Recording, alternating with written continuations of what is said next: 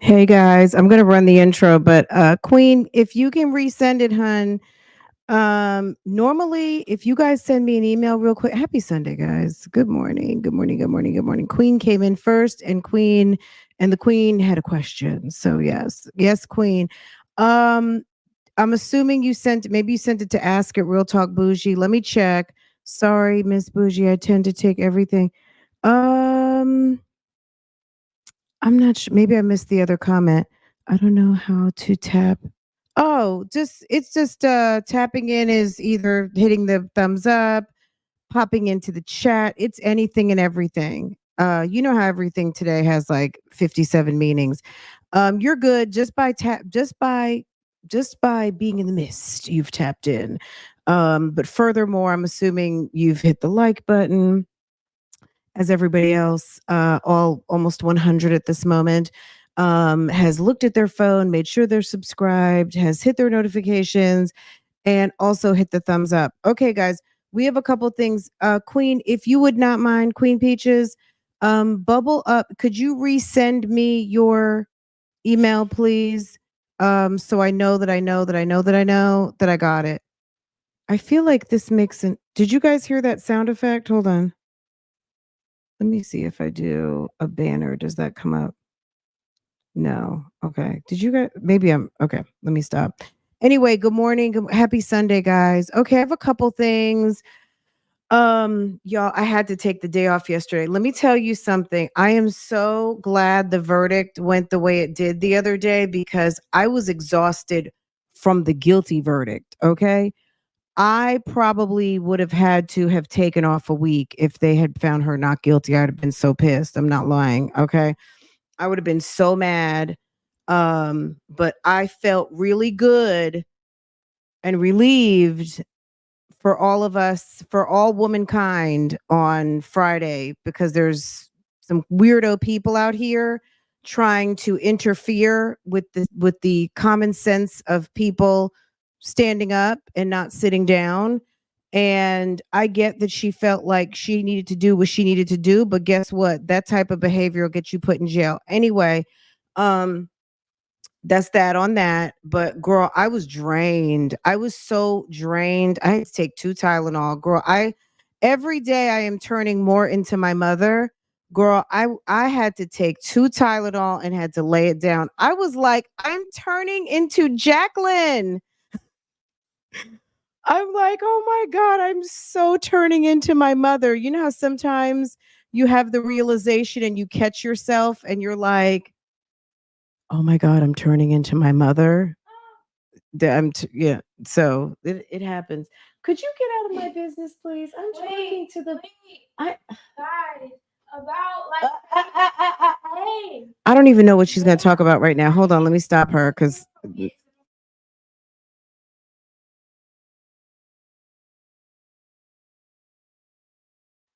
I was gonna be named. she said she wanted. She said I should have named her Francoise Junior, and I said I wanted to name you Francoise, not Junior per se, but I was going to give her a derivative of my name. And my husband was like, "No." I think it was just kind of like, no. So we did basically her name is a derivative of ours. So I don't know why she felt like she wanted to tell you guys that this morning, but okay, we just talked about that not long ago. Anyway, but yeah, sis was weak. Sis was weak. Anyway, I have a couple things to talk to you about. I'm gonna just try to incorporate everything all in one, guys. So I was reading through some of the text messages, and you know how Nesto always likes to bring up a topical news story, and we always fact check the news stories. So he happened to why did he mentioned some Real Housewives situation. So I wanted to get into that a little bit. Sonia always defending the abuser, period, right? Everyone, good morning. Queen was first, I was second. There were a couple other people in the list, but they hadn't checked in. I see you, B. Williams, Vicky, Ali.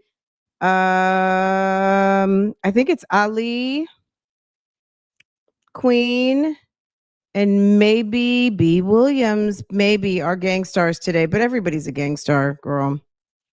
Period. Okay.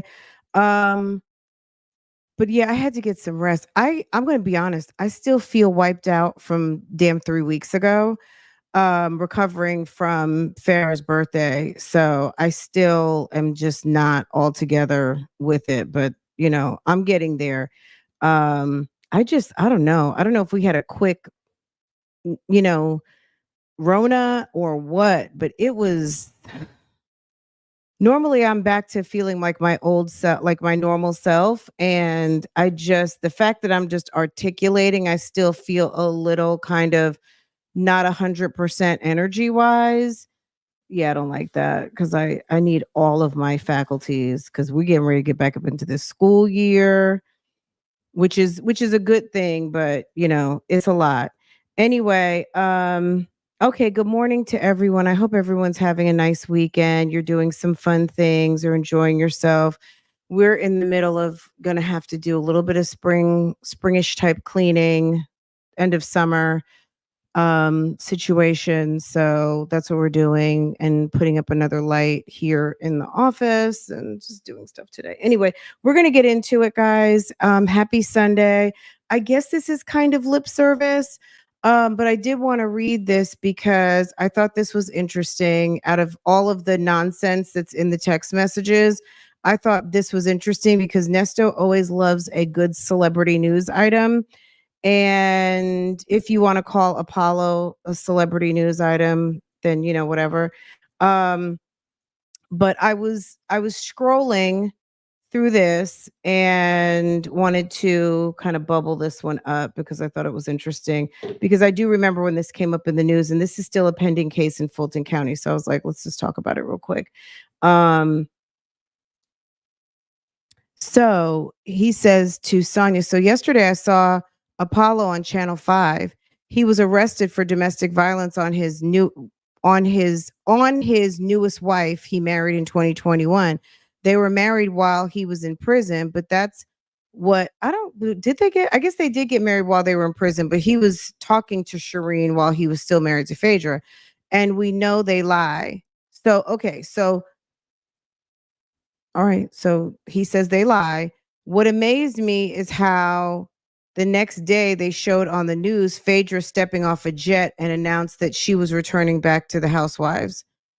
They said the public demanded her return after 16 seasons. Crazy, right? Cold world we're living in. Also, today, someone randomly texted me if I wanted to share scriptures and pray for her incarcerated son. This was out of the blue. This man has no bit. You would think somebody with all these cases would have something else to talk about. And he loves talking about other people. You can't tell Nesto and Shirley didn't audition for you can't tell me Nesto and Shirley didn't audition for the Housewives. I don't know. I don't think so. I don't think I mean they could have. Who knows? They didn't get it. So if they did, good. I'm sure a lot of people inquire about, I mean, if Kim Fields did, obviously, why not? Why wouldn't Shirley do it? But I don't think, yeah, I don't see that. I don't see that for Shirley. I'm sure Nesto would have been interested. He probably definitely had an interest when he was doing his thing with the people from Married to Medicine. Channel 5, isn't that WBTV? Hold on a second. WBTV Apollo arrested.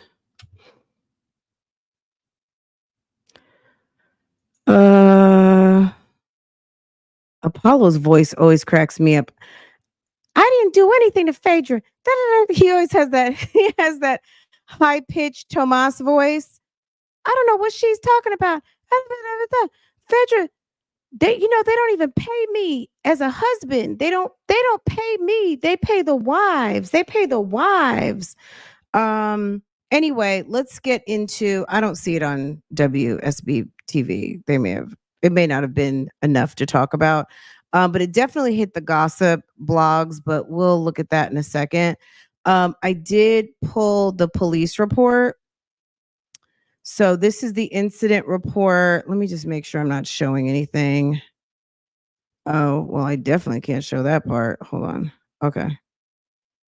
Uh Girl, this is what I'm gonna say. Don't ever get arrested because they put all your information on these things, and like they don't care. I guess the police department might feel like, you know what? Don't get arrested. You know what I mean? Because I mean, girl, it's ridiculous. Okay.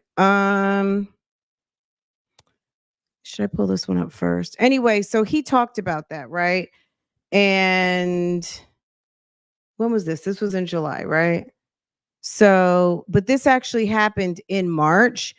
Um, but if you guys had been following this story when it happened, so apparently Shireen said that Apollo was cheating on her. And I think what happened was Shireen, they got into something again recently because I guess Shireen started dating too. It's a mess. And we know Apollo's a mess. This isn't really like a big deal, but I'm just filling in the blanks on him, of course, gossiping about people as usual, because we know Nesto loves to gossip. And I know you guys love a good police report. So this is the police narrative. I'll run it to the top, but I can't show certain things because it's not redacted at all. And all these people, I'm like, when I say these people's information is on here, I mean it. So this is the narrative from the police department. Let me pull up this one too. This one might be better. This is so they took that information and then put it on the criminal warrant. Let me go to this one because this might look better. Hold on. So a warrant was issued in the magistrate's office. Let me make sure you guys can see that. Okay. So a warrant was so based on him talking about not based on what he's talking about, this is the incident that he was alluding to. Um so this officer M Ash, um to the best of his or her knowledge and belief, Apollo NIDA called between 3/11/24 at 12 a.m. and 3 a.m. on Harriet Southeast in Atlanta in Fulton County, did commit the offense of simple assault, family violence, misdemeanor on Shireen Copes, who accused Apollo NIDA, pulled her by her hair and pushed her against the refrigerator. Shireen and Apollo stated that they have been married for 2 years and have been together for 10 years. Both Mr. NIDA and Miss Copes live in the same household, said, and hold on. And this deponent makes this affidavit that warrant may be issued for his or her arrest. So this is the probable cause part right here. And this is what's on the actual, that's what's on this from Atlanta Police Department. So it's like the same thing. Okay. On 3/11, Officer Atch was dispatched to Harriet Southeast in reference to a domestic fight call. Upon the arrival at the location, I was approached by a caller, Shireen Copes. Miss Copes advised me that she had just came home from the bar with friends and had 3 alcoholic beverages. Ms. Copes and her husband of 2 years, Apollo NIDA, were having a verbal altercation about how they were cheating on each other. Are you guys following me? Yeah, well, Phaedra did. Phaedra never said that he touched her, but I think do you remember right before they split up and before he went to jail or prison on that violation, she was like, Apollo, you better stay back from me. Like, I think, Phaedra obviously knew some things, okay? But, sometimes look, how many of you want to trigger that aspect of your man that you know is off the chain? And and won't ever do it. Not that he'd ever been violent with you or mean to you or disrespectful to you. You just know that there's an aspect of him that is on some don't fuck with it, right? Hello? And you might have the same thing too, right? So I don't know that he ever did anything to Phaedra, but I think him and Shireen used to like to tussle from what I get. But he's wrong for ever putting his hands on her. But sometimes that's how couples like to do business. I don't do business like that. I don't put my hands on you. You don't put your hands on me ever. Right. Anyway, so Shireen had came home from the bar. Okay. She'd had 3 drinks, which probably means 5. And Miss Copes and her husband of 2 years, Apollo, were having a verbal altercation about how they were cheating on each other. Miss Copes stated while having the verbal altercation, Mr. NIDA showed Miss Copes a video of her kissing another man.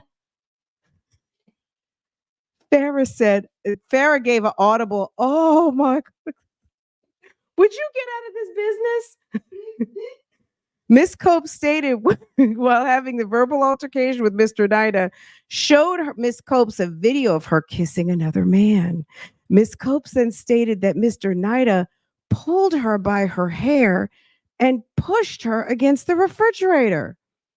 Miss Copes then stated that she and Mr. NIDA got into a scuffy. Did you say scuffy or scuffle? Scuffle. Maybe that's a L.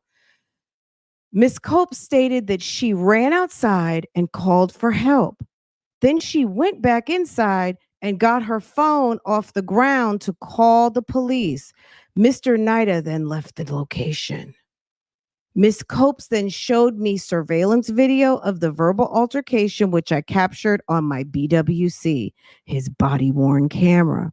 The surveillance video did not show the physical altercation between Miss Copes and Mr. NIDA. After collecting information from Miss Copes, Mr. NIDA returned to the location. Mr. NIDA's statement was consistent with Miss Copes. The only thing that was different was the physical altercation. Mr. NIDA stated that while arguing, he tried to take Miss Copes' phone from her, and Mr. NIDA stated that while trying to take the phone from her, she balled up onto the ground to protect her phone. And Mr. NIDA took the phone from her. Mr. NIDA then stated that Miss Copes ran outside to call for help. Mr. NIDA then went outside and gave Miss Copes her phone back. Miss Copes denied medical attention when offered. Girl, why did he say Mr. Copes? Mr. Copes did not have any marks or bruises. Why'd they call him Mr. Copes? I was just trying to get her phone, and she balled up on the floor and I couldn't get her phone back. And then I left. I went for a walk for a second. He went from calling him Mr. NIDA to Mr. Copes, did not have any marks or bruises, and he was in a physical. Miss Copes denied medical. Maybe she meant to say Ms. Copes did not have any marks or bruises that showed she was in a physical altercation. Ms. Copes was given an incident case number. I placed Mr. NIDA into custody, charged him with domestic violence, simple assault. I advised General Investigator Jones of the incident. I also advised a supervisor, Sergeant DeGonji or DeJohn J, or the supervisor sergeant. Number 1394 on the incident. Mr. NIDA was transported to Fulton County Jail. Mr. NIDA's phone was processed and placed in Zone 3 property locker. No further sworn to and subscribed before me. Okay, sworn to and subscribed. Nothing further. Sworn to and subscribed before me. Okay. The incident was documented on page 6. Do you guys want to talk about the okay, we're going to go to that in a second too. So this is what was on page 6 in July I guess when it finally, I don't know, I feel like I heard about this soon after it happened because I follow Apollo and Apollo was live. I don't know if it's still on his channel or not. I need to go back and see, but Apollo was live on Instagram talking about it. But this is Shireen. Now they have them. Let me stop. Okay. Um, I thought Shireen was like Middle Eastern or something, but she's got on here African American. It's checked off Black African American. I'm not Black. Okay, so Housewives of Atlanta alum Phaedra's ex-husband Apollo was arrested and charged with family violence battery over an alleged altercation with his wife, Shireen Al Mufti, whose legal last name is Copes. According to legal documents obtained Thursday, page 6, the incident took place in March. So it kind of hit the block. I just remember him going live and talking about it, and that might have been right after he was arrested. The police report states that Copes called the police and she had just came home from the bar with friends and had 3 alcoholic beverages. She told the police that NIDA, who secretly married in October 2022, were having a verbal altercation about how they were cheating on each other. That's her right there again. According to legal documents obtained Thursday by page 6, the incident took place in March. Copes told officers during the verbal altercation, Night of 45 showed a video of her kissing another man. That's when she allegedly he pulled her by her hair and pushed her against the refrigerator, which led to a scuffle between the two. Copes told the police that then she ran outside to call for help before going back inside to grab her phone off the ground to call the police. At that point, she said her husband had left the location. So yeah, when he went into jail, he was already talking to her behind the scenes. So I don't know if she was the other woman per se behind Phaedra's back, but it's possible. And I'm sorry, like I'm not saying that Apollo's right or anything or whatever, but girl, it's not good. Like, and then he married you in secret because I think he also didn't want Phaedra to know that he had gotten remarried. Like it's been some drama with these two. If your man has to marry you in secret, sis, it's no bueno. Copes then showed responding officers a surveillance video of the verbal altercation, which did not show the physical altercation. NIDA eventually returned to the location, provided the police with a statement. The only thing that was different was the physical. So the fact that he left out the physical altercation might have been like, okay, we taking you in because you didn't even mention that. But it could have been a lie. Who knows? But she said he pulled her hair and pushed her against the fridge. So while trying to take the phone, Copes, NIDA told police she balled up onto the ground trying to protect her phone. What was in her phone? Okay.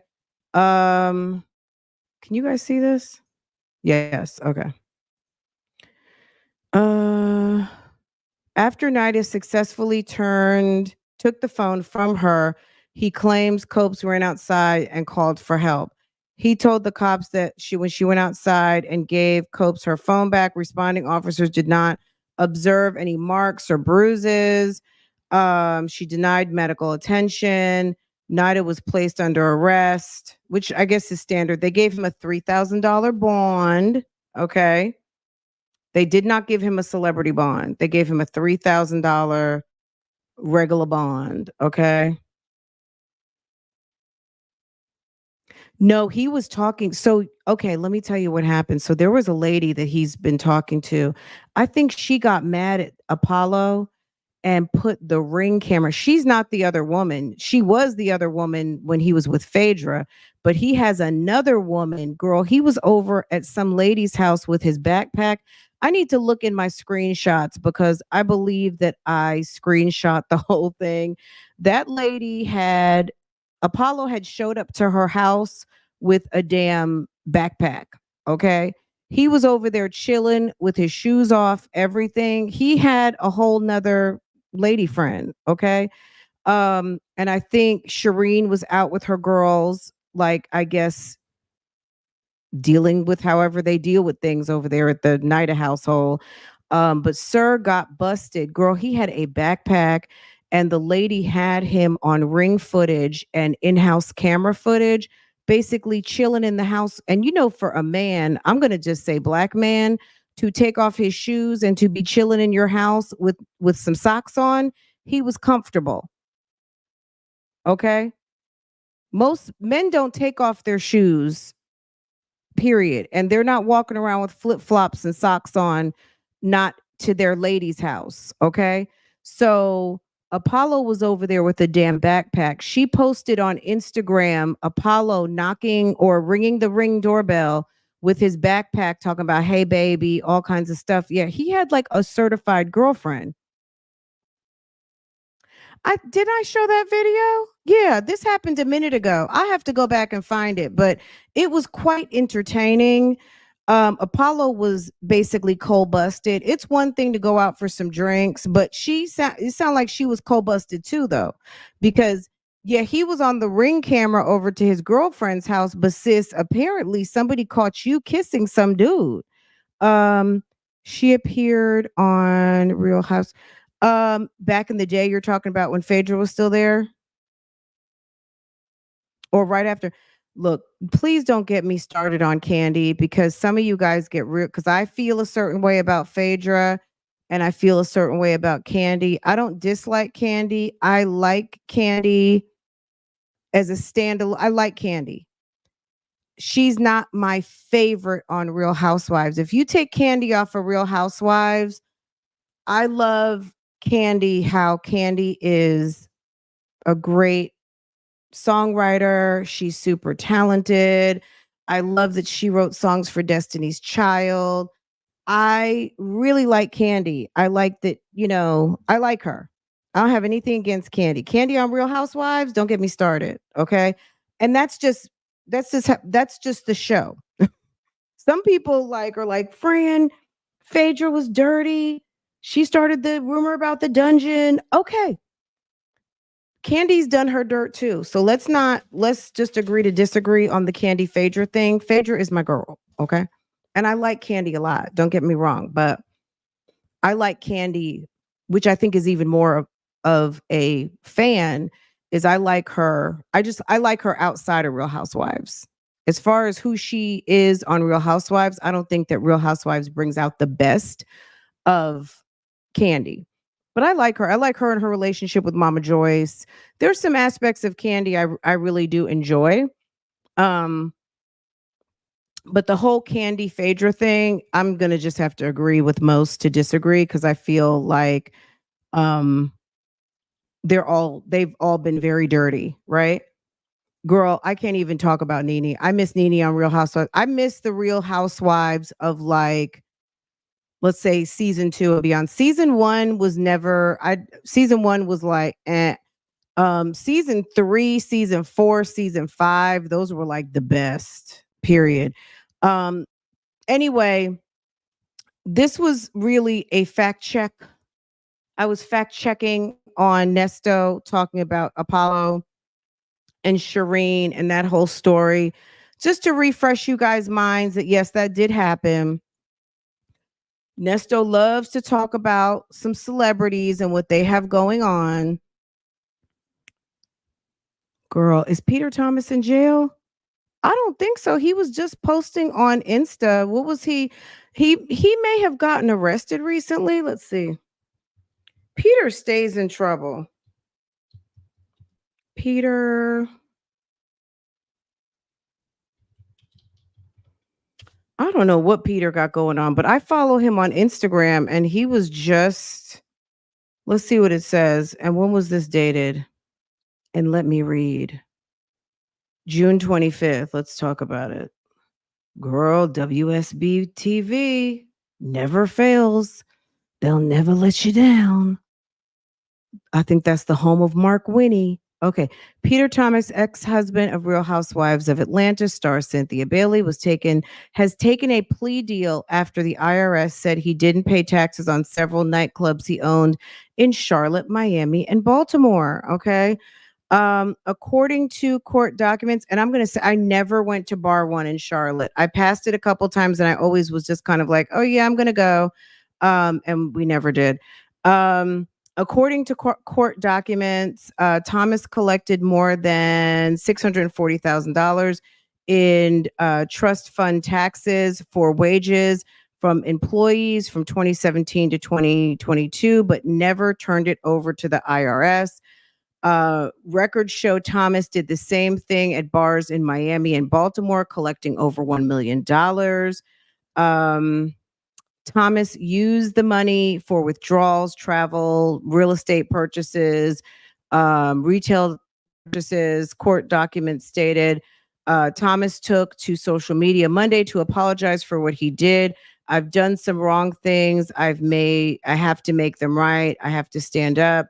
I have to be accountable. I have to be responsible. I have to pay my debt.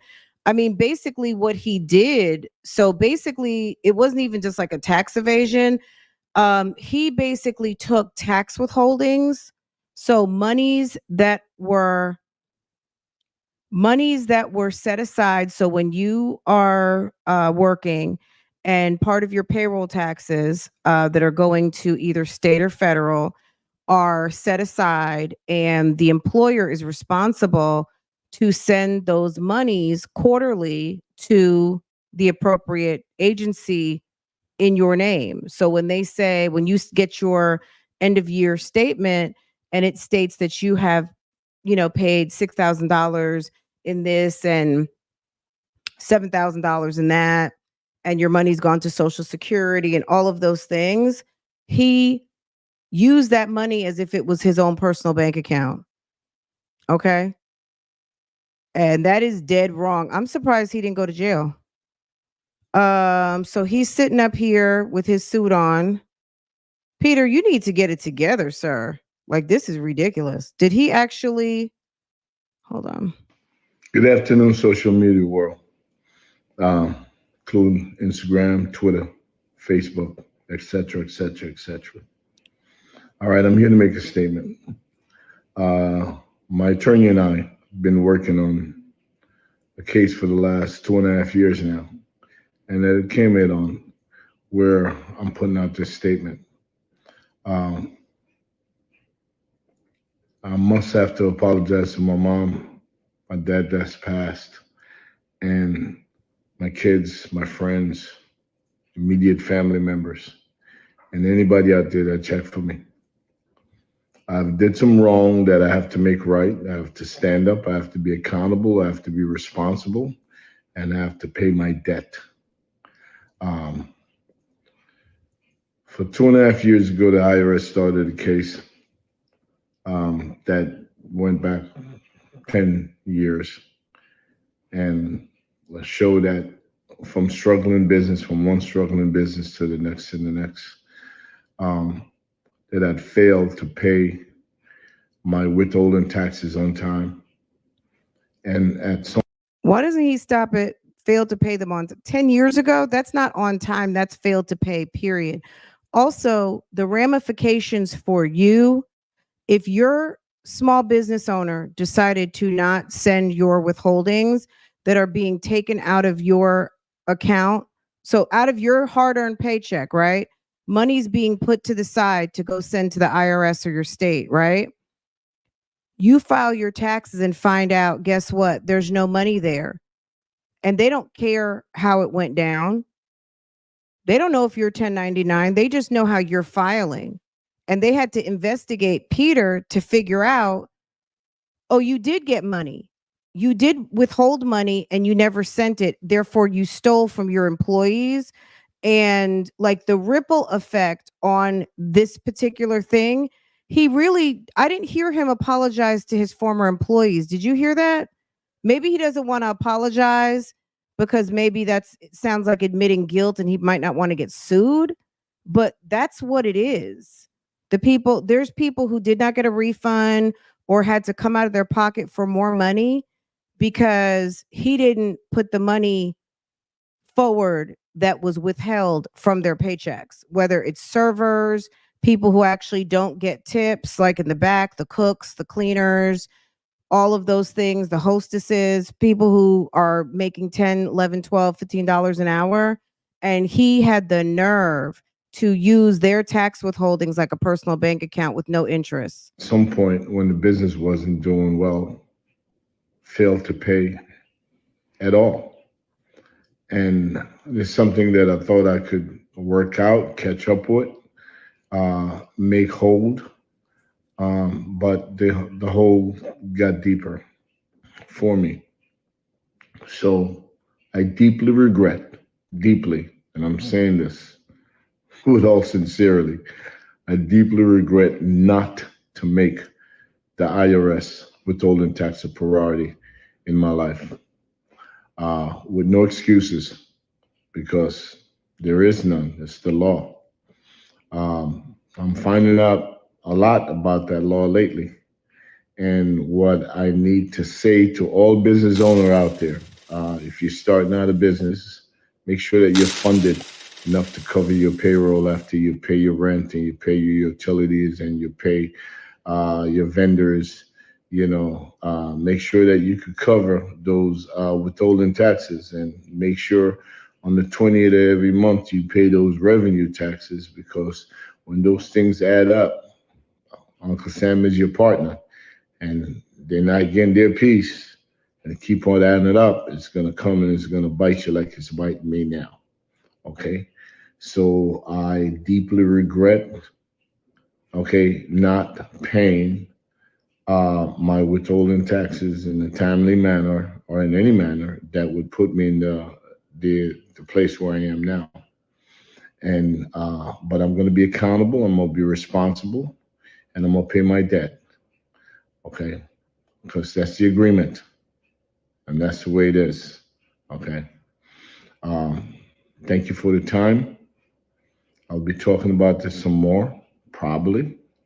Okay, but I'm quite sure when it comes out, because y'all like to put me in the shade room and all those other places, I'm quite sure it's going to be all over the place, because I am Peter Anthony Thomas.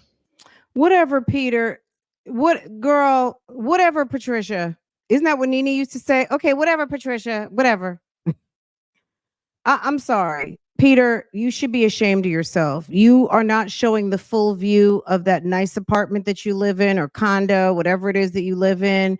There are people who were slinging plates for you, frying chicken, making salads, serving up drinks, that were making far less money than you, period.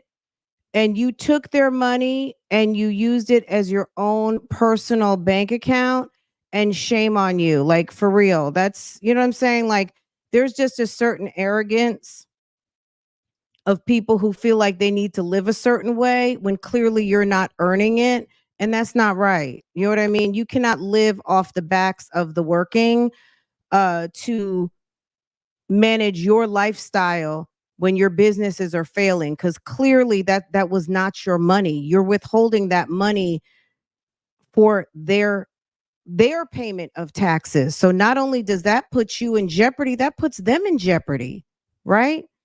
Girl. Anyway, I want to show you guys this too, because I thought this was really interesting. And I know some of you guys are waiting for us to go do the Sarah Boone hearing. We'll do that after, but this was really interesting. The guy, so Matthew Perry from Friends, this was on some Michael Jackson. I forget what the doctor's name was with the propofol thing, but girl, did you guys see this press conference? This thing was all the way down. So they've arrested 4 people in the death of Matthew Perry. And I'm not going to lie, I was not like a huge, like, I wasn't, you know what I'm saying? Like, it was, oh, wow, Matthew Perry. But I wasn't like keeping up with this whole thing. But the rabbit hole of how he ended up getting addicted to the drug that he did, and then how his assistant was helping in the service of the drug, and the text messages, and the laughing behind his back, like just the ridicule of the thoughts of people collecting money off of drug addicts, was really sad. I kind of felt bad for Matthew Perry. You're waiting on Sarah Boone. You said Sarah Jane. I think, is it Sarah Catherine? It's Sarah Catherine. What about, girl, what about Tupac and Biggie? Is there some new news this week? Or are you just joking? I don't have anything on them right now, but if you have something, let me know. I'm not getting the joke. But if there is something that I need to know, let me know. He did date Nia Long, really? Oh yes, Peter did, definitely. But listen to this. Outside of it being Matthew Perry, just in your mind, if you guys remember those press conferences when Michael Jackson died, girl, this was on some Michael Jackson. We are coming on the air here with breaking news in the death of actor Matthew Perry. Our NBC4i team has learned of at least one arrest in connection with his overdose. The Justice Department is holding a press conference right now. Let's listen in. Related to the death of the actor Matthew Perry. Following Mr. Perry's death in October of last year, law enforcement, my office, and our partners represented on. Okay, Jay Washington, you're getting ready to hear all of that. So sit back, sip on your coffee, and listen. They're taking forever on Tupac and Biggie. Okay. Well, I feel like on Tupac, do they like quietly, do we not already know how that possibly all went down? I mean, it's kind of one of those bad kept secrets that possibly, and I'm saying allegedly, the streets have been talking for a very long time that Puffy had something to do with all of it. So I don't really know. I mean, I wasn't there, but allegedly, supposedly, the streets have been whispering, talking about that for a long time. It's just one of those, them bringing it all together. But right now we're talking about this. But listen to this. On this stage began an in-depth, wide-ranging investigation. That investigation has revealed a broad, underground criminal network responsible for distributing large quantities of ketamine to Mr. Perry and others. This network included a live-in assistant, various go-betweens, 2 medical doctors, and a major source of drug supply known as, quote, the ketamine queen. We charged 5 defendants in this matter. These defendants took advantage of Mr. Perry's addiction issues to enrich themselves. They knew what they were doing was wrong. They knew what they were doing was risking great danger to Mr. Perry, but they did it anyways. In the end, these defendants were more interested in profiting off Mr. Perry than caring for his well-being. I'm going to talk about the indictment, the allegations, and the charges in more detail. On October 28, 2023, Mr. Perry was found deceased in his home. An autopsy was conducted following his death.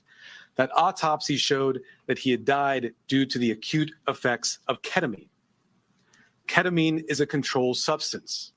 It has some legitimate uses, but it is also used illegally. It is used by people seeking to disassociate from reality. It can cause serious health effects, serious health problems, including loss of consciousness, including spikes in blood pressure, and including respiratory issues that can deprive the brain of oxygen. For that reason, it is a drug that must be administered by medical professionals, and the patient must be monitored closely. That did not occur here. This investigation focused on who supplied the ketamine to Mr. Perry. As many of you know, Mr. Perry struggled with addiction in the past. And on many occasions, he sought help for his addiction issues. The investigation revealed that in the fall of 2023, Mr. Perry fell back into addiction, and these defendants took advantage to profit for themselves. The 2 lead defendants in this case are defendants Salvador Plasencia and defendant Jasvin Sanya. First, I'll talk about defendant Plasencia. Defendant Plasencia was a medical doctor. He worked with another medical doctor, defendant Mark Chavez, to obtain ketamine. He then worked with Mr. Perry's live-in assistant, defendant Kenneth Iwamasa, to distribute that ketamine to Mr. Perry. Over 2 months, from September to October 2023, they distributed approximately 20 vials of ketamine to Mr. Perry in exchange for $55,000 in cash. Defendant Placentia saw this as an opportunity to profit off of Mr. Perry. He wrote in a text message in September 2023, quote, "I wonder how much this moron will pay." He also stated in text messages that he wanted to be Mr. Perry's sole source of supply. He wrote in a text message that he wanted to be Mr. Perry's, quote, "go-to for drugs." As a doctor, defendant Placentia knew full well the danger of what he was doing. In fact, on one occasion, he injected Mr. Perry with ketamine, and he saw Mr. Perry freeze up and his blood pressure spike. Despite that, he left additional vials of ketamine for defendant Iwamasa to administer to Mr. Perry. Of course, defendant Iwamasa had no medical training to speak of. Defendant Placentia knew what he was doing was harming Mr. Perry. He had spoken to another patient in mid-October 2023, and he told that patient that Mr. Perry was spiraling out of control with his addiction. Nonetheless, defendant Placentia continued to offer ketamine to Mr. Perry. Likewise, defendant Sonia knew what she was doing was harming defendants and also Mr. Perry. She took advantage of Mr. Perry by selling large amounts of ketamine to Mr. Perry over a 2-week period in October of 2023. She sold approximately 50 vials of ketamine for approximately $11,000 in cash. She worked with a broker, defendant Eric Fleming, and also the live-in assistant, defendant Iwamasa, to distribute this ketamine. Sonia and the broker, defendant Fleming, saw this as an opportunity to profit off of Mr. Perry. In a text message, the broker wrote, quote, "I wouldn't do it if there wasn't a chance of me making some money for doing this." Defendant Sonia sold the batch of ketamine that resulted in Mr. Perry's death on October 28th. Officers later searched defendant Sonia's home. During that search, they found what amounted to a drug-selling emporium. They found 80 vials of ketamine, thousands of pills containing methamphetamine, cocaine, bottles of Xanax and other illegally obtained prescription drugs, and drug-selling paraphernalia, including scales and ledgers. As I mentioned, the defendants in this case knew what they were doing was wrong. When they'd refer to the ketamine, they used coded language. They'd refer to it using terms such as, quote, Dr. Pepper, or quote, bots, or quote, cans. Also, defendants Placentia and Chavez, as medical doctors, knew full well this was not the proper way to administer ketamine, and they even talked about that in their exchanges. Let me just interrupt for 1 second. We're almost halfway through this. Can you imagine, like, literally, like before MJ died, like he was literally like a patient. They were bringing him up and putting him down every single night. He was in a very deep sleep for hours and hours. He was literally like any of you guys who've ever had surgery and you wake up from anesthesia. Do you imagine that every day? Do you imagine those powerful type drugs that's how Michael Jackson went to sleep every night, on some damn anesthesia. This is like Matthew Perry basically was being slowly killed.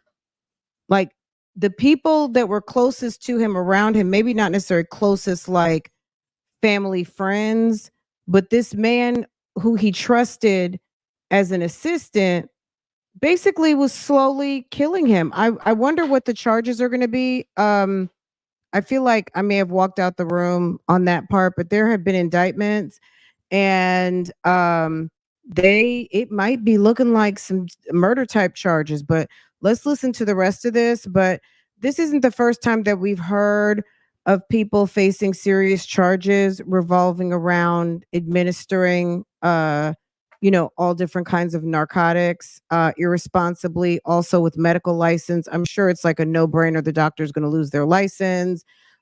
Just like that, the doctor who was putting Michael Jackson to sleep every night, girl, that nasty work. This is some nasty, nasty work. And very sad. I just wonder, where was Matthew Perry's family? But keeping in mind, his assistant was one of the culprits. So when it's like, oh, Matthew's here, Matthew's there, Matthew's not available, he'll call you back. He asked me to call you. Oh, okay, that $10,000, or you need $500. Okay, we've sent it over to you. Like, he may have been working in his behalf to kind of make people think it was okay, like he was okay. Meanwhile, he's like in a drug stupor somewhere. Unbelievable, right? And defendant Sonia also knew that she was doing something that caused great risk to Mr. Perry. In fact, during this investigation, we learned that several years before, in 2019, defendant Sonia had sold ketamine to another customer. That person died the same day. And a family member of that person sent a message to defendant Sonia telling her the cause of death was ketamine. Nonetheless, defendant Sonia continued selling drugs, including ketamine, including the ketamine that ultimately killed Mr. Perry. That other victim was a person named Cody McLaury. He died in 2019. As a result of this investigation, we have filed a drug distribution charge related to the death of Mr. McLaury. After Mr. Perry died, these defendants tried to cover up what they had done. On October 28th, after reading news reports of Mr. Perry's death, defendant Sonia wrote a text message to defendant Fleming saying, quote, "delete all our messages." Likewise, after Mr. Perry's death, defendant Placentia falsified medical records and notes to try to make it look like what he was doing was legitimate. It was not. We have filed numerous federal charges against the 5 defendants. These charges include conspiracy to distribute ketamine, distribution of ketamine resulting in death, maintaining drug-involved premises for that drug-selling emporium the defendant Sonia had, altering and falsifying records related to a federal investigation for those false medical notes and records that defendant Placentia made, and multiple other drug trafficking counts. Of course, the defendants are presumed innocent until proven guilty. The penalties these defendants face are very significant. With regard to defendant Placentia, the statutory maximum sentence he faces is 120 years in federal prison. And with regard to defendant Sonia, the statutory maximum she faces is life imprisonment. Ooh. By filing these extensive and serious charges, we are sending a clear message. If you are in the business of selling dangerous drugs, we will hold you accountable for the deaths that you cause. This is nothing new for us. Since 2022, my office has filed over 60 cases against drug dealers who've caused the death of another person. These cases are known as death resulting cases. They're labor-intensive cases, and we work with our law enforcement partners, including ones represented here today, to bring those cases.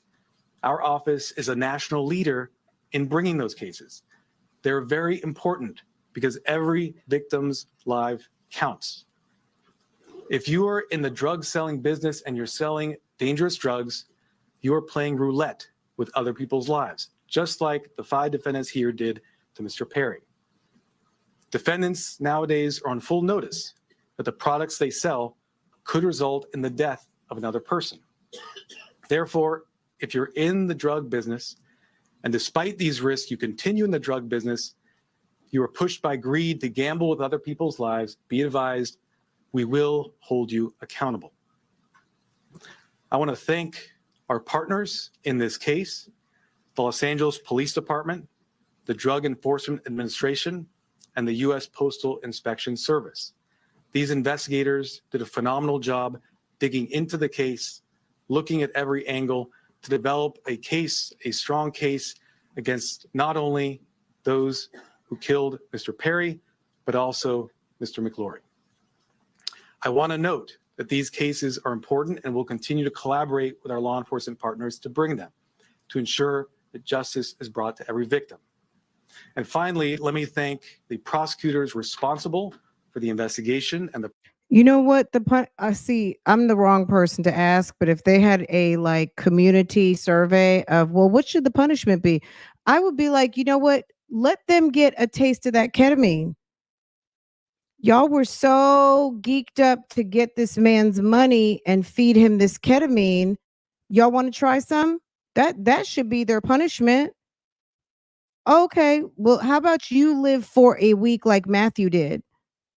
Okay, that would be, don't ask me my recommendation, because I would be like, give him some ketamine. Okay, because they say that ketamine outside of the regulated dosing overseen by a reputable doctor is highly addictive. But ketamine might be something you may experience once in a lifetime, and that's in a hospital setting.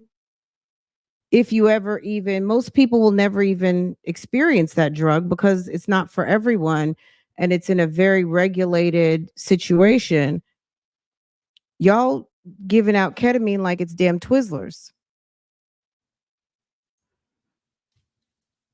I would stress prosecution of this don't case. ask me, because Those are Assistant United States Attorneys Ian. That's my toxic Virgo trait. I'd be like, let them get some ketamine. Let them see how it feels.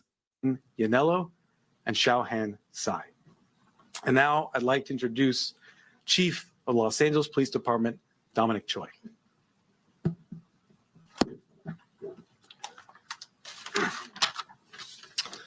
All right. Good morning, and thank you, Martine. You know, while it's tragedy that brings us all here together, I'm happy to stand here knowing that these dangerous individuals are no longer on the streets and they won't be able to harm anyone else. The Los Angeles Police Department and our partners here today, we're committed to investigating all cases like this, and it's regardless of someone's background or socioeconomic status. And just with all of our cases, this investigation was done impartially. We let the facts drive this investigation, and those facts led us to a group of individuals who were responsible for supplying and distributing to Mr. Perry narcotics that led to his unfortunate and untimely death. The group standing here today, it's a prime example how our partnerships and our collaboration can yield meaningful results.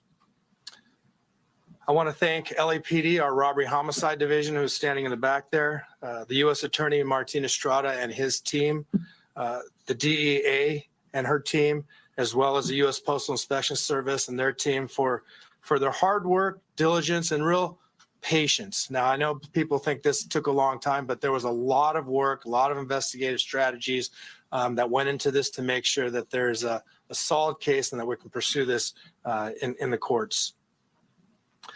Our relationship with our federal partners, it helps us ensure that these criminals will have meaningful sentences and be an example for anyone that is willing to risk or jeopardize distributing and supplying unlawful or narcotics to anyone. And I just really want people to know that that is the message. You cannot get away with this regardless of your background or socioeconomic status. Breaking the law is breaking the law, and you are dangerous and you are jeopardizing lives. So thank you all of my partners for being involved in this and bringing us to where we are at today. And at this time, I'd like to introduce DEA Administrator Ann Milgram.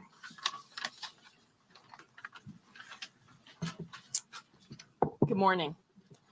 Today we announced charges brought against 5 individuals who together are responsible for the death of Matthew Perry. Each of the defendants played a key role in his death. They falsely prescribed, sold, or injected the ketamine that caused Matthew Perry's tragic death. In the United States, most forms of ketamine are only approved by the Food and Drug Administration for anesthesia. A nasal spray version is approved for treatment of depression, but only in a certified medical setting. Here, Matthew Perry sought treatment for depression and anxiety and went to a local clinic where he became addicted to intravenous ketamine. When clinic doctors refused to increase his dosage, he turned to unscrupulous doctors who saw Perry as a way to make quick money. Dr. Plasencia and Dr. Chavez violated the oath they took to care for their patients. Instead of do no harm, they did harm so that they could make more money. Without performing any medical evaluation or monitoring, they supplied Matthew Perry with large amounts of ketamine in exchange for large sums of money, charging Perry $2,000 for a vial that cost Dr. Chavez approximately $12. As Matthew Girl, can you believe that? Even with, let's just say, the markup of, let's say, $200, right? Because you're not going to get a whole vial, right? They charged him $2,000 on $12.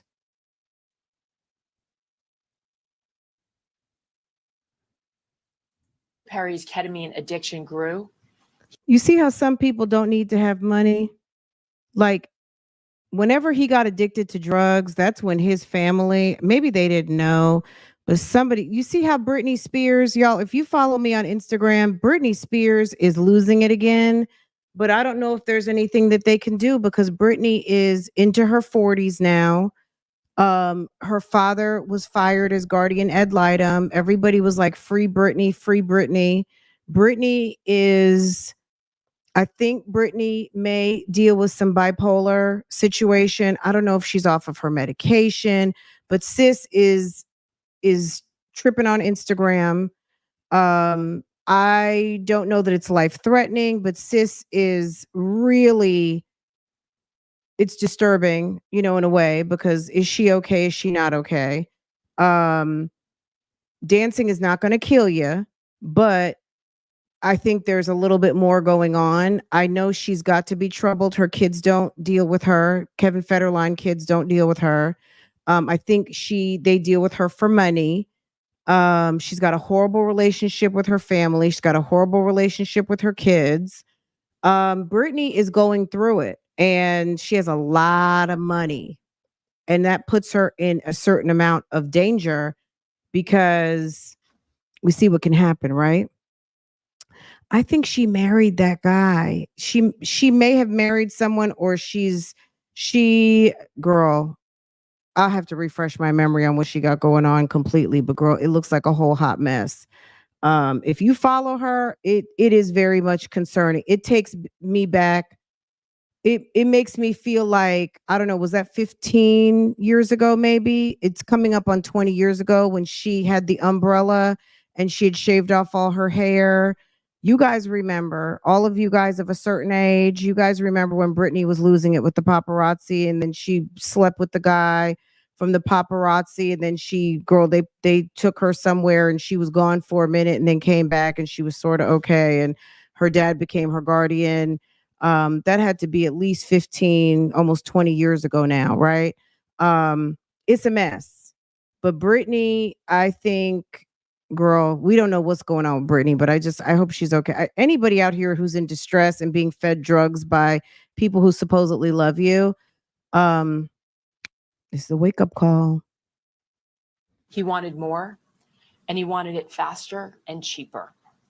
That is how he ended up buying from street dealers who sold the ketamine that ultimately led to his death.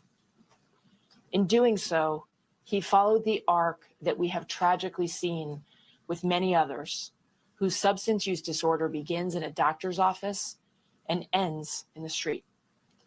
Perry turned to his street dealer, Eric Fleming, who sourced his ketamine from a drug trafficker known as the Ketamine Queen, Jasveen Sangha. The ketamine supplied by Sangha would ultimately be the dose that took Matthew Perry's life. Song-hun knew that the ketamine she supplied could be deadly, since in 2019, she had sold ketamine to Cody McLaury, who died at the age of 33. But despite this knowledge, she continued to sell ketamine and methamphetamine throughout Los Angeles. Matthew Perry's journey began with unscrupulous doctors who abused their position of trust because they saw him as a payday. And it ended with street dealers who sold him ketamine in unmarked vials. The desperation that led Perry to these individuals was not met with help, as it should have been from the doctors. But instead, it was met with exploitation. Exploitation by those who should have guided him toward help. This betrayal of trust is at the heart of this tragedy. Since 2023, DEA has investigated nearly 500 drug poisoning and overdose cases just like Matthew Perry's. We run a national initiative known as OD Justice, where we work with our state and local law enforcement partners to conduct investigations after someone has passed away. And it is important to note that the national model we today have in every 50 state across the United States is based on the work that started here in Los Angeles. We began this work with our partners in the Los Angeles Police Department and with other local police departments and sheriff's offices in California, in the Los Angeles area, and with the U.S. Attorney's Office. And today it stands as our national model for this critical work. Together, as part of OD Justice, we work to bring justice for the lives that have been lost and to stop others from dying. Regardless of the size or scope of a drug distribution network, the DEA will work nonstop to uncover and disrupt this illegal activity, and in this case, the deadly activity. I want to close by We are wrapping up a news conference that featured Martin Estrada, the U.S. Attorney for Central California, as well as the LAPD and a representative with the DEA there in the investigation into the death of actor Matthew Perry. Investigators detailing what they call an underground criminal network distributing ketamine, including the ketamine that ultimately led to Matthew Perry's death back in October of 2023. Officials today announcing that 5 people in all have been charged, including 2 doctors in Southern California, Perry's live-in assistant, and a woman they called the ketamine queen, who they say had lots of drug paraphernalia and drugs at her home. They are all charged with serious felony crimes here, including conspiracy to distribute ketamine, as well as knowingly distributing it, resulting in death, as well as falsifying documents to make things look legitimate. Yes, and they said. Okay. All right, let me show you this other thing I saw today. Okay, so yeah, that's I mean, girl, 2 doctors, the assistant, the ketamine queen.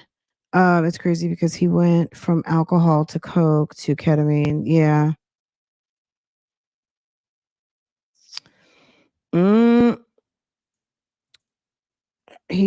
I don't know. It's yeah, ketamine queen. Isn't that crazy? Baby, that's a lot, right? Okay. Let me tell you this one other thing. This made me think of hold on, let me pull it up on Onsite because I did look it up. Onsite had this story about this guy in Memphis with some theft by deception, and you know who it made me think of? Hold on a second. Let me go to Onsite.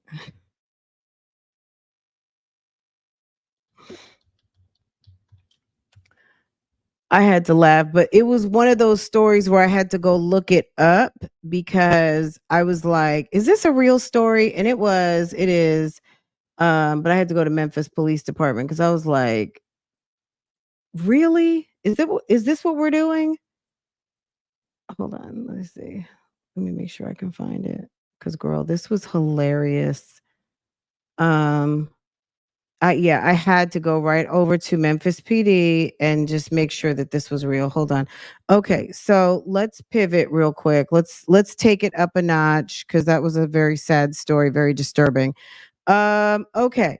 So 63-year-old man arrested at car dealership for allegedly attempting to buy 2 cars worth $150,000 using a deceased person's identity in Tennessee, girl. Okay. The Memphis Police Department confirmed arrest of 63-year-old William Hayes following an alleged attempt to purchase 2 vehicles using a stolen identity. Reports indicate that Hayes was trying to buy 2 Kia Telluride SUVs with suspicious Tennessee driver's license bearing the name of a deceased individual. Unaware that the dealership had already contacted the authorities, Hayes completed the entire purchasing process before being arrested shortly after. The 2 vehicles were valued at $158,000. $158,885 were removed. He has also been charged with forgery and attempted theft of property. Hayes remains in custody with a bond set at $50,000. He didn't have a celebrity bond either, okay? Hayes remains in custody with a bond of $50,000 as the investigation continues. Okay, so let me hold on a sec. Okay, so this is the if you go to Facebook, this is on Facebook. Memphis police at 12:20 p.m. Officers responded to a fraud in Gossett Kia, 1900 Covington Pike. Officers were advised that a male suspect was in the business attempting to purchase 2 Kia Tellurides using false Tennessee driver's license in the name of a deceased individual. Officers took the male into custody after he completed the purchase paperwork, had the keys to both vehicles at the time of the arrest. The vehicles were valued at $158,885. Williams, 63, was charged with forgery, 60,000 to 250,000, and attempted theft of property, 60,000 to 250,000. His bond was set at $50,000. Girl, there's his picture. Ah, Jay Washington, thank you. There's the picture. Okay. Girl, embarrassing. Okay, look at the video. Check this out. So they had a little. Congratulations. Girl, and they knew. Oh, wait a minute. What's going on? He said, wait a minute, what's going on here?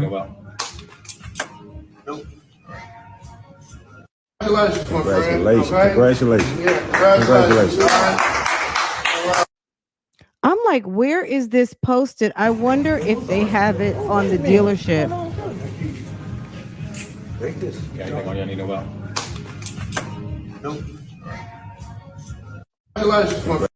Hold on, it was at Gossett Kia. Let me look. Congratulations. Let me see Gossett Congratulations. Kia. Congratulations. They were wrong for that. You steal a dead person's identity and try to buy a car, and they trick you into thinking you.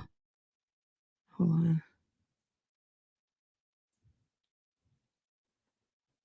Oh, wait, they thinking that you got away with it, and the cops arrested you immediately after.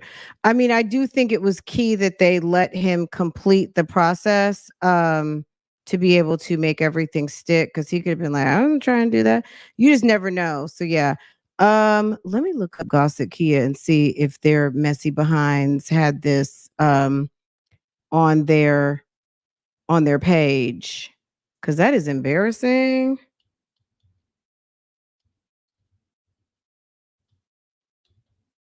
Somebody recorded it and posted it.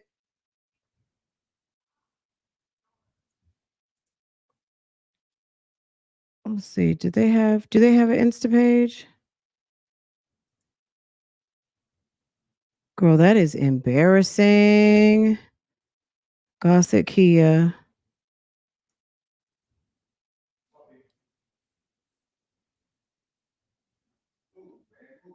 I don't see why they would put that on there like that. It's got to be. I would love to see that raw footage of them filming him and then the police coming up, but all I see is what was on the on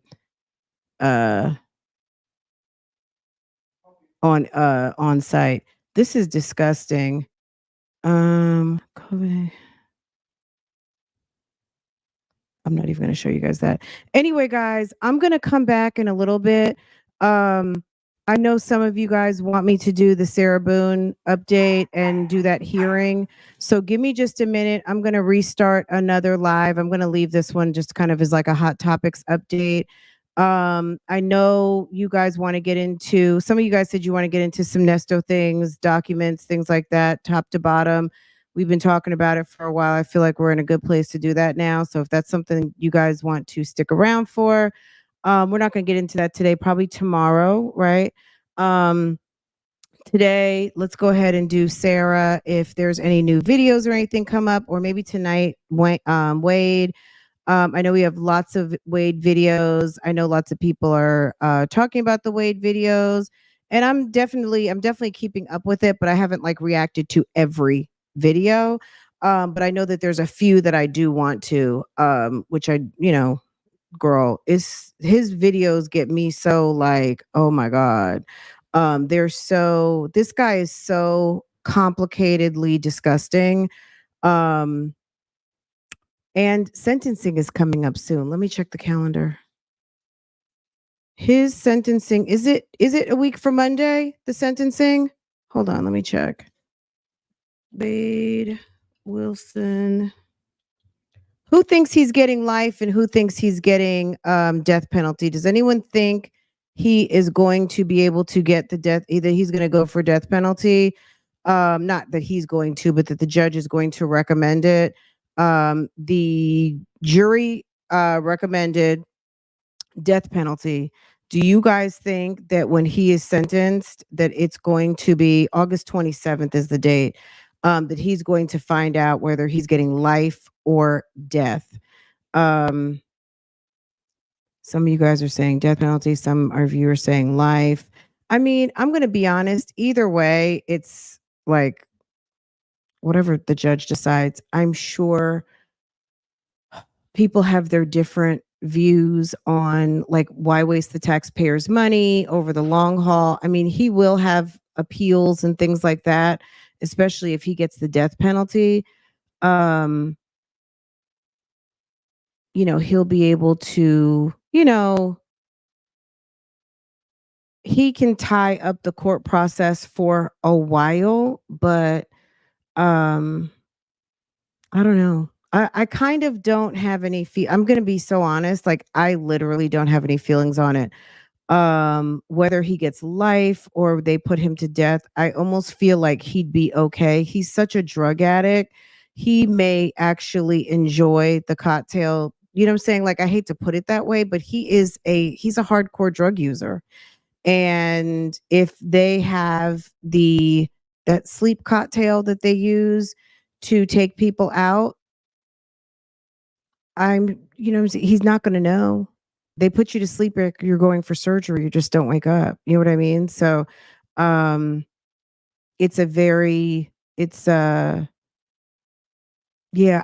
really don't have, I have no attachment other than the story is interesting. It's complicated and, he's despicable. Other than that, like I'm just kind of like whatever Florida decides to do is whatever Florida decides to do. Like I mean it, I feel like he's off the streets and the people of Florida, the people of the world are safer because this man is a complete total menace. And that's the most important thing. You know what I was looking into yesterday, guys? What's his name? Julian Morris? Girl. You guys remember the guy who went home for 4th of July? The little dance troupe guys. It was a gay couple, two guys who were together. They were part of a little dance, Atlanta men's review type dance group. Okay. And the guy in Alabama, they went to his house and his boyfriend was like, oh, he jumped out a window and disappeared and all that stuff. Girl, I was looking into that yesterday. Baby, nothing. He's unavailable for questioning and he has put out a statement that he is grieving for his boo and he is considered a unindicted person of interest. His sister came out. Let me see if I can find. Girl, the sister gave a statement yesterday. I don't know who told her to talk. I don't know who told her to talk, but it was on. Hold on, let me see. Let me see if I can find it. I was like, sis, who told? Did they authorize you for this message? You know how like it's and we approve this message? I don't know if that was on some and we approve this message. I really don't. Let me see if I can find her. Girl, it was pretty kind of like, wow. Okay. I think okay, do you guys want to see this? So Julian Morris is the sister. So Julian Morris is the boyfriend, the surviving boyfriend of hold on, let me get all the names straight because I don't want to. Like I said, I don't know. Okay, so DeAundray COTTRELL is the young man who. Okay, let me refresh y'all's memory. Hold on, let me see if they have a little quick update that we can watch, so just to get you guys' memory up to date, sir. Sir put out an official release from his law firm. To whom it may concern, Mr. Morris is a college-educated veteran. Hold on. Hold up. Let me put my official business banner up. Hold on, because this is some official. To whom this is regarding Mr. Julian Morris. To whom it may concern, Mr. Morris is a college-educated veteran who has served his country faithfully as a Marine. He has no prior misdemeanors or felony convictions, despite the false narratives that are being,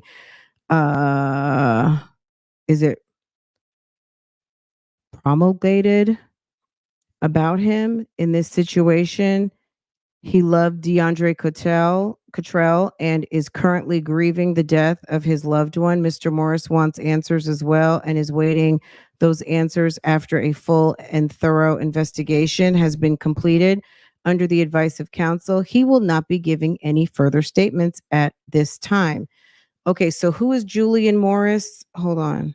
So this is DeAundray COTTRELL, okay? And he went home to Alabama for the weekend of 4th of July, bought his boyfriend, I don't know that it was above boyfriend, but his boo home to meet the family. And this is what happened. Okay, let's see. Tonight, authorities in Alabama say they found the body of an Atlanta man who went missing on the 4th of July. Police are searching for his partner tonight, who hasn't been seen since Thursday. According to the Birmingham Police Department, DeAundray COTTRELL was last seen July 4th. He told his sister that he and his partner were traveling to Alabama to spend the holiday with them. The 31-year-old also told his family he had planned to check on his dog before the fireworks began, and then he suddenly disappeared. We know his body was found 2 days later. Police say they are searching for his partner, Julian Morris, who is wanted in connection to COTTRELL's disappearance and death. Okay, let's move over here because you already know somebody done caught it on Facebook. And this is the sister of Julian, baby. I was thinking the same thing. I couldn't say it though, but yes. Yes. Okay. All right. Let's get into it. This is sis. I think this had to be Facebook. Okay. This is the sister of Mr. Morris. Okay. The one who is surviving. Okay. Sis has lots to say. Let's get into it. Making this video for. Oh, wait, hold on a second. Ooh, we got a clue. Okay, here we go. Amira Morris. So that's Julian Morris's sister. Girl, look, people are so funny. You know how you're screenshotting and you're screen recording and simultaneously taking screenshots? This is so messy. Okay, hold on. But I'm grateful. Thank you to whomever recorded this and posted it. Good job. making this video for one purpose and one purpose only. Y'all can take it, y'all can run with it, y'all can do whatever it is that you want to do with it. Perfectly fine. It's my whole purpose of doing it. I am not a suspect. I am the sister of the person of interest, which is exactly and all that he is a person of interest. I just want to clear some things up and say what needs to be said, because at this point, to know me is to know that I don't play when it comes about my family, nor when it comes about myself. And the fact of the matter is that y'all can tear me apart, y'all can bash me, y'all can talk and say whatever it is that y'all want to say online, on these screens, through words. It does nothing for me. I'm a veteran. I'm an Army veteran. I'm an Army vet. I'm an Army vet. I'm an Army vet. And I'll say it as much as I want to, and as long as I've been saying it my whole life. The same reason why my brother has reiterated the fact that he is a Marine. He was an outstanding Marine. Okay? There's no reason that he can't say that he's not a Marine. Everybody that knows my brother knows that he is was an outstanding Marine. So just as he's said it, or it's been made that, oh, he kept through his rant saying that he was a Marine, he said it to the Birmingham Police Department in the same breath that he told Birmingham Police Department that DeAundray jumped off the balcony and they were all out looking for him. Moments before, Birmingham Police Department told him to leave the sister's house after she told him to leave her house. If my brother is guilty of doing something to your brother, why are you asking him to leave? And the crazy part about it is, when I verbally spoke with his sister, I asked her the same question. Why did you ask my brother to leave? He's not from out there. He didn't drive out there. He don't have no car out there. Why are the police asking him to leave after 10 something at night? Why are y'all asking him to leave? Because he was acting a certain type of way? Sit him down somewhere. Let him calm down. His man just went missing somewhere and y'all can't find him. He's in an area that he doesn't even know of. He's in a state that he's not familiar with. We're from New Jersey. We're not from Alabama. That's been made very clear. I'll clarify that. He is from New Jersey. That time of being there on the 4th of July was his first time being in a particular area. Everybody knows that. That's not his neck. Nowhere in shape, form, or fashion does he know any of them backwoods, town streets, none of that. So why would you tell this person who you think is a person of interest to leave your premises? And like I said, if I feel like he did something to my family, oh, you gonna sit right here, baby. You gonna sit right here, and I'm gonna watch you, and you gonna calm down. We're gonna sit here and find out what's going on, where such and such is. That's what we're going. I'm not gonna tell you to leave. Leave and go where? Where you going? Oh, okay, good. Leave. He left. He did as he was instructed. Birmingham Police Department told him to leave. Prior to him being told to leave, I called him in as a missing person, because that's what y'all failed to realize, because I haven't got up here and satisfied everybody's needs like the rest of the family has. But I'm going to smooth some of that out for y'all right now. I called my brother in missing after DeAundray, after Dre was called in missing, and his face was plastered all over the news reports in Alabama, because there was a period of time where Julian's family we didn't know where he was. He wasn't located anywhere. We didn't know where he was. We couldn't get contact with him. So we called Birmingham Police Department. We spoke with plenty of detectives and whatever you want to call, clerk, people who call, the people that you call to speak to report things. We spoke to many people who would not try to take any information in regards to Julian's missing and where his whereabouts were, any of that, until we finally got in touch with a law enforcement officer who, I'm not going to state his name, but he knows who he is outside of Birmingham Police Department, who also provided us with a case number. So for all you speculators who want to keep jumping down my back and my brother's back and not in his defense saying, why hasn't he spoken up to the police department? Oh, baby, he spoke up. He told Birmingham Police Department that his man went missing. Okay, we allowed them to know in the same breath that my brother went missing as well. My brother was missing. Y'all didn't know that though, huh? Because Dre's picture was plastered all over Birmingham and so forth as a missing man. I submitted my brother's picture to the police department in email and everything.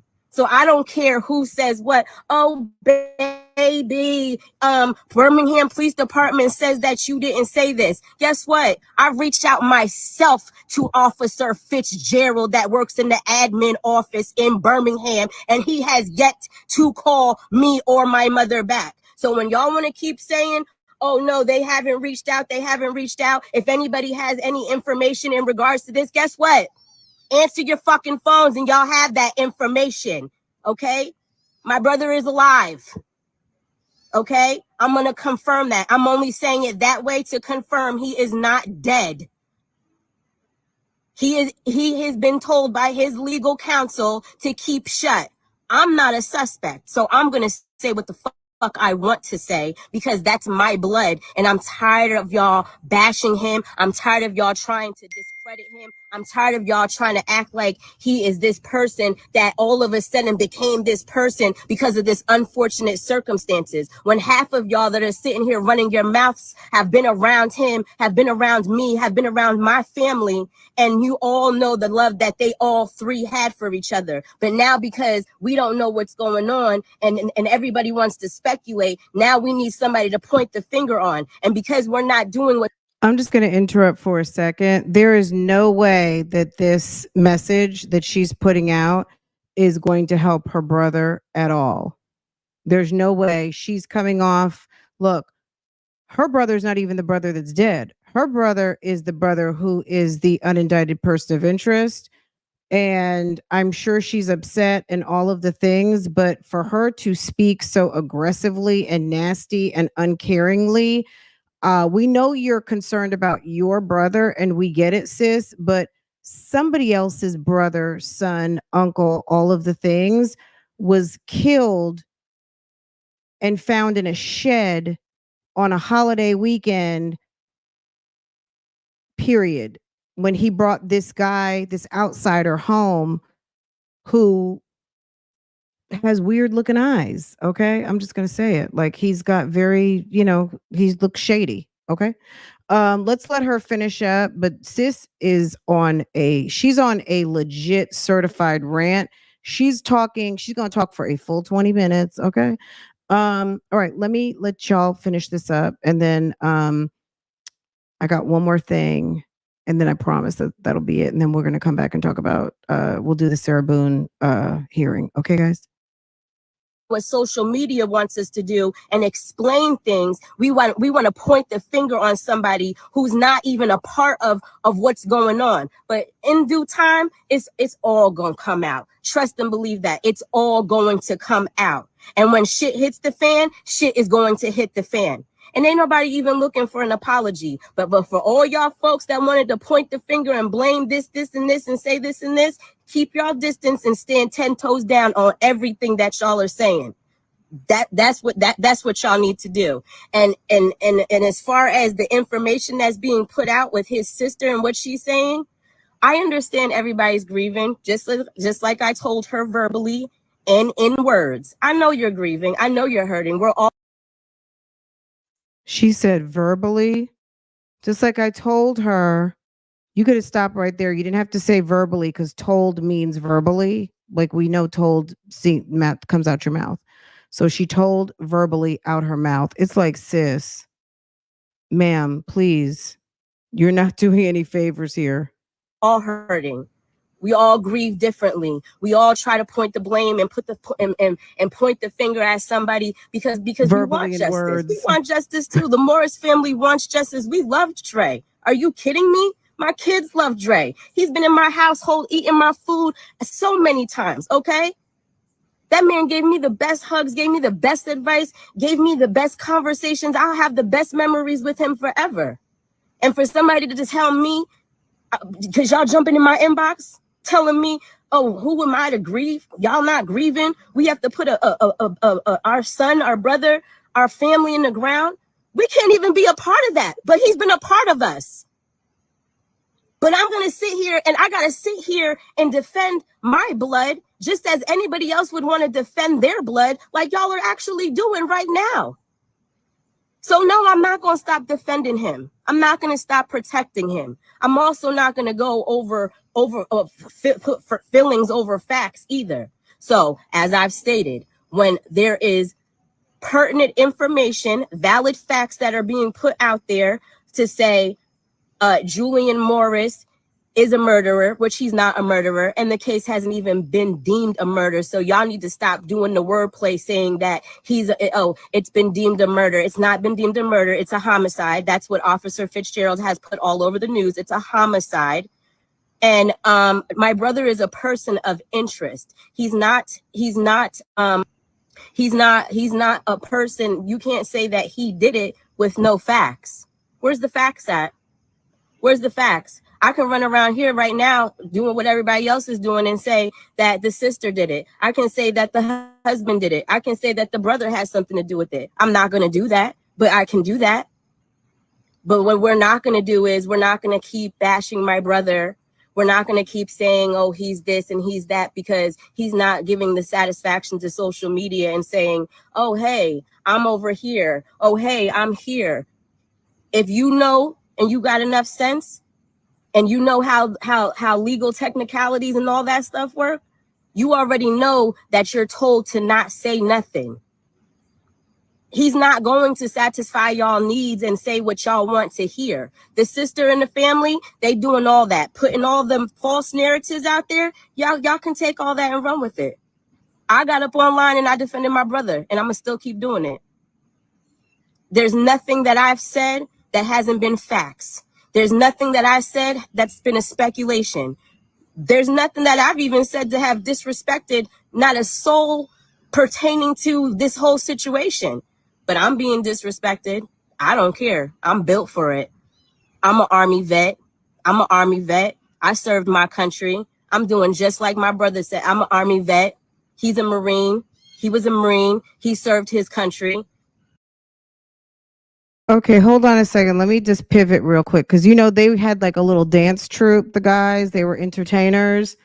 This is their Instagram. It was the official Ski Boys, and this is DeAundray COTTRELL right here on the left, and this is Julian, the shorter guy, on the right. This is I guess they showed up as like entertainment to parties and things like that. They did a little, they were doing male entertainment. Okay.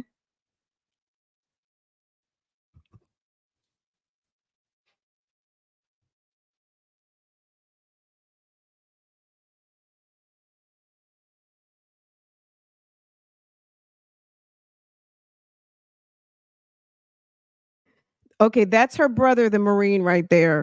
That's the one that she wants everyone to know. He's a Marine. He's a Marine. He's a Marine. He's a Marine. Okay. He's a Marine. Okay. Yes. All right. But they had I guess it was pretty successful. Like they did a lot of events and parties and things like that. And they were clearly in business together. I wonder if there was some sort of a business dispute, because we all know you cannot mix business and pleasure. Okay, that's always a bad mix. And clearly they were in business. They had the dance troupe. I'm assuming the third guy has got to be someone who has a lot of information about this situation. They have got to be questioning him about the relationship, because if anybody knows anything about Julian and DeAundray, has got to be their business partner, this dude right here. Okay. That's homie that's missed. That's homie that's out of the blue. And this is unfortunately the guy. So this is the couple right here. This is DeAundray. And this is the brother, the Marine that she keeps talking about. Okay. I just wanted to put a face with everything.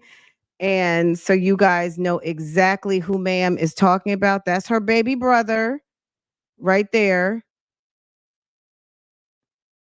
Okay. The little one in the middle, that's the one who whose attorney has told him not to talk. That's him right there. That's the Marine. Okay. And then unfortunately, that's DeAundray COTTRELL, the one who passed away, the one who was found oddly in a shed. Okay. Let's pivot to this too real quick, and then we're gonna let Sis finish up. Okay, can we hear? He said, since the media generally and the community are portraying his client as a potential killer, he does not want to allow his.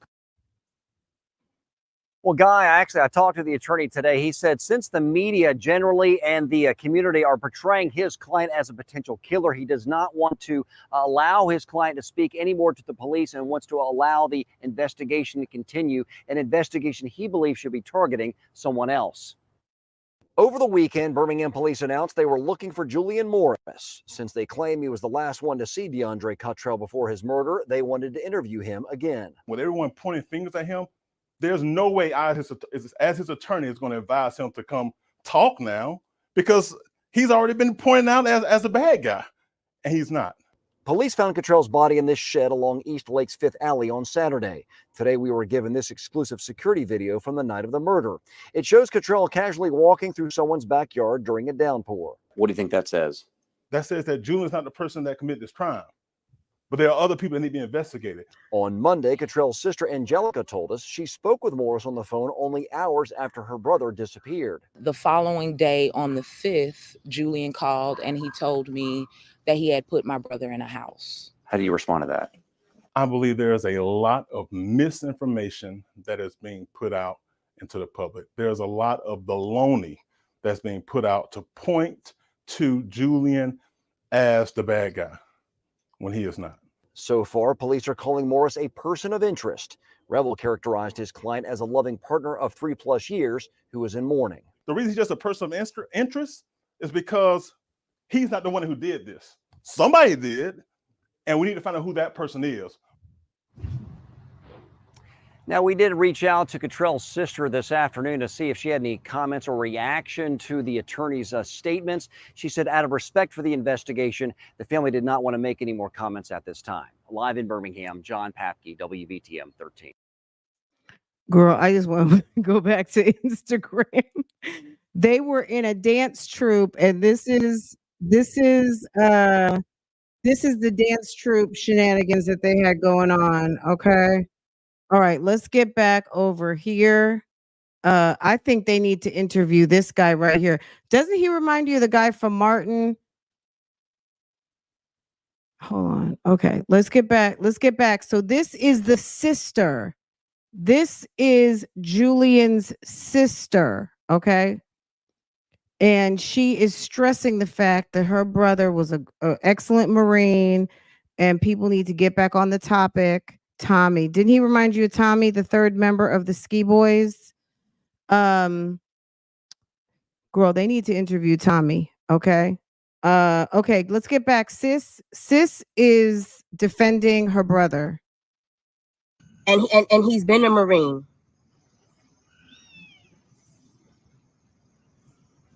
Y'all are like this world and how it's built is unbelievable. Like, you know what I'm saying? Like, this man loved Dre. Everybody knows that.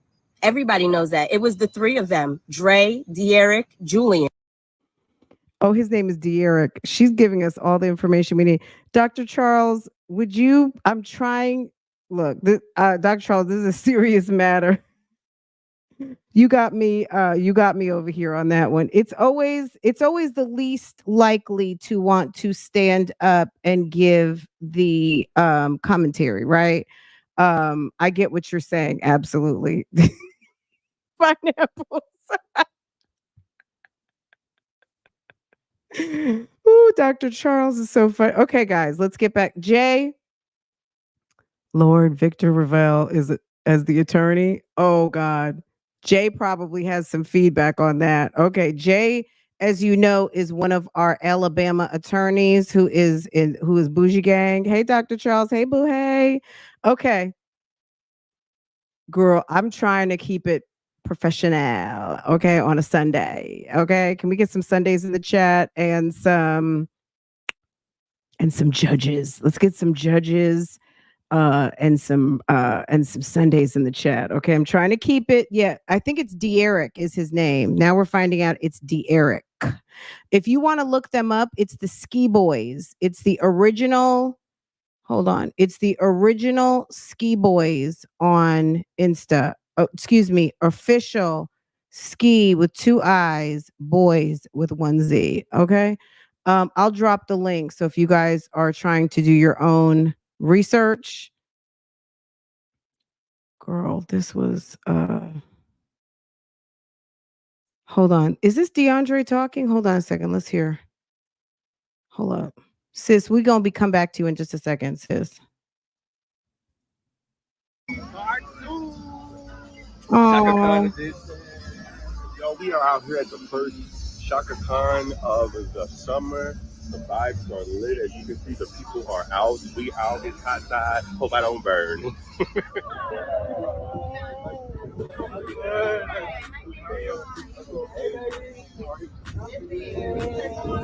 This is the official Ski Boys. Okay, so they're on their way to the Shaka Khan event, I guess. But this is the young man who lost his life right here, which is pretty sad. But they had a business, and this is so as far as his, let's see. You see, you know, I don't know what happened to him. It literally is like a murder mystery because we really don't know what happened. It is, you know, eyes are pointing at Julian Morris because he was the out of towner. He was there. He's the boyfriend. He's all the things. And they say that he was acting weird after everything happened. Yeah, he looks like a jovial type, happy dude, enjoying his life, you know. And I don't know. We don't know exactly what happened. Okay. We don't know exactly what happened, but this next person that we're going to see is the sister of Julian. And sis got on Facebook and is giving everybody a mouthful. Okay. I'll drop the link. So if you want to watch this uninterrupted, but we have about 8 more minutes. So I'm going to just let this rip so we can hear. She is fervently denying her brother has anything to do with anything that has to do with DeAndre's death. Also, there is a letter from his attorney that I read a little bit ago. Let me see if I can find it real quick. But we just saw him. And he said, why do you think I would let my client speak? You know, y'all already have him pegged as a bad guy murderer. So no, he won't be coming. He's not talking anymore. So let me see. I'll post this on. I'll read it after she finishes talking. And then after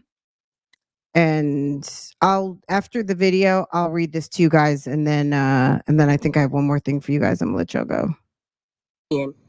Julian wasn't his friend. They weren't just business partners. They lived with each other. I live in the same state as them.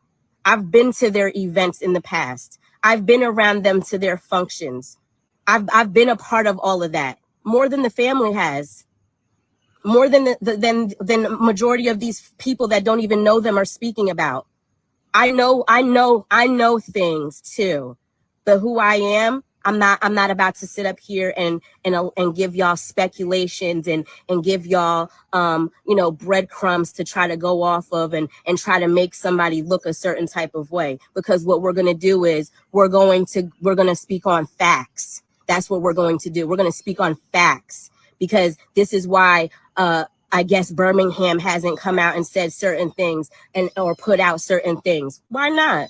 Y'all talking about come forward and tell somebody. Why didn't Julian, go to the police? Julian spoke to the police Friday night when DeAndre went missing, supposedly missing. Because, you know what I'm saying, I didn't even know, like, how did somebody go missing within hours of just being there? But, he went missing.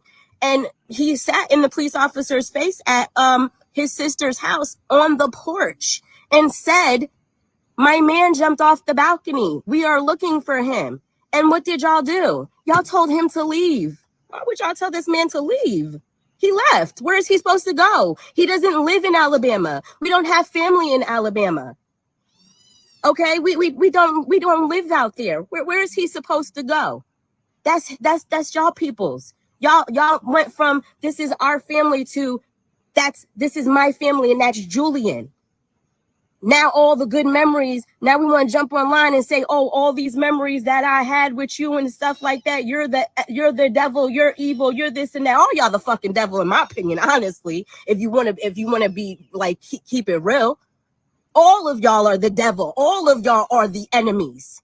Not nobody supporting nobody. Not nobody called my mother and said, are you okay? Where's your son at? We don't know where he's at. Nobody said that. Nobody's asked, where's Julian at? How's Julian doing? Oh, automatically it's Julian is this, Julian is that. Do y'all know that? Where's this? Let's just do some probing questions here. Let's just keep it funky, right? Where's the autopsy report? What's the time of death? What's the cause of death? We went from deeming it to be not knowing how to rule it to it's a homicide. Let's break some things down, okay? Because wording is very important. A homicide means that somebody kills somebody. We don't know who killed Dre, okay? Nobody knows that. It wasn't a murder because the malicious act wasn't done. Because if that was the case, then Officer Fitzgerald would have said, this is now a murder case, since they keep updating certain things on Birmingham's website. It's a homicide. We don't know who killed DeAundray, unfortunately. And I sure do hope that it comes to light very soon, very soon. And people keep talking, people gonna keep telling on themselves, because when you say certain things, you don't really realize what it is that you're saying. But a smart person is going to pay attention and piece all that stuff together and realize what is really being said, because time frames ain't adding up. Words ain't adding up. And me just going off of what's being said and I'm going to just give my opinion like the rest of the world is. How are you going to days later say that my brother called you and you just remembered that he told you he put your brother in a house? Days later, your brother's missing, and days later, you just remember this? Come on, really? But you inboxed me, sis, and you told me, your brother told me that he was scared. That's his words. Your brother told me that he was scared and he was in hiding, and your mom knows where his whereabouts are, but he won't disclose his location. So when did he tell you that he put your brother in a house, sis? When did he tell you that? Because you only spoke to him one time. When did he tell you that? If my brother goes missing and somebody tells me that my fucking brother was put in the house, please believe, baby, I'm going up every block, every street, every house, everything in my vicinity to find out where my brother is and whose house. I'm banging on doors. I'm kicking doors down if I have to. I'm going hard for mine. You see how hard I'm going for mine right now to protect him? That's how hard I'm going to go to find my brother. We all did a search in the area, right? We all did a search in the area. And according to what the news reporter is saying, his red sneaker was found out there. So where was y'all searching? Where was y'all looking at? Where was y'all looking at? A red sneaker outside in green and brown grass? We can all go online and look at the news reporters' videos. We can all go online and see all the stuff that y'all saying. It don't take a genius or rocket science to put together all the narratives that y'all putting out there. Keep talking. Keep talking. You giving us a great case to put together. I'm telling you. He was found, what? According to what the police say, around the corner from your house. So where was y'all looking? Y'all was looking at houses, the trees. Was y'all not looking on the ground? the things that y'all saying is just not making sense. And please believe I understand that y'all are grieving and stuff like that. We're all grieving. We're hurting. We're all hurting. Do you know how hard it is to have somebody a part of your life for the last few years and you can't even grieve properly because you're still trying to protect the person that y'all are accusing? Oh, and lastly, I'm about to end this because I'm just giving too much at this point. How you gonna tell social media that my brother sat there and ate a plate of food at your house that you told him to go get? How you gonna do that? How are you gonna tell them that, get on the news and tell them that he sat there and ate a plate of food, looked at you and said, this is good, while we were out searching for my brother? Who was searching for your brother? If you're out searching for your brother, how did he have the time to sit there and tell you that that food was good? Weren't you out searching for your brother? Let's start thinking about the shit that you're saying. Start thinking about how you're putting things out there. Y'all keep putting this false narrative out, and I've asked plenty of times to stop putting this narrative out about my brother until you have actual facts to present. If you don't have actual facts to present, then stop putting out your opinion. First of all, she's so angry and mad. It's like, sis, your brother is alive and well giving statements, and his boo thang is dead, found in a shed. And the lady who's speaking and including your brother, there's no way she can't not include your brother because they were all out doing business together. Okay. They were all out doing business, doing their little dance troupe and involved romantically. And at the end of the day, that's just what it is. Okay. That's what it is. That's what it was. And homie came to their house for a holiday weekend and their brother's now dead and missing. So they got questions. And if you feel some type of way about it, I don't know what to tell you. Maybe you should stop watching DeAundre's family's social media. That's what I would say. Why don't you pay attention to your brother and allow the people who are grieving to grieve their own way? And you can sit there and be mad your way. You be mad your way and let the family grieve their way. Because guess what? You have the privilege of your brother still being alive. The lady who you're speaking on right now had to attend and help plan a funeral. Like, it's the inconsiderate for me. It's the being mad at the wrong thing. Sis, if your brother was out there with some foolishness in Alabama and got himself caught out there, that's his damn problem. Okay? That's his problem. These people planned a funeral, and you can be mad all you want that they're not saying things how you want it to be said. They planned a funeral, and you guys are talking to lawyers. Like, do the math. Okay, sis?